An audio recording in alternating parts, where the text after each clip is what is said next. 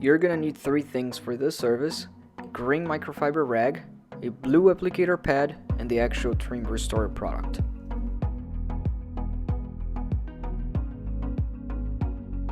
Before you start application, make sure the paint is completely washed. The entire car is washed first, because the trim needs to be clean before you apply that product. Shake the bottle really well before applying it. A dime-sized drop should go a long way, so you really don't need a lot of product for this.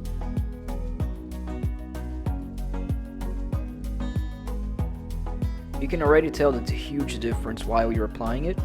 If you get it on the paint, that's no problem. Just make sure that you wipe off with the green microfiber rag and try not to get it on your clothes because it can stain.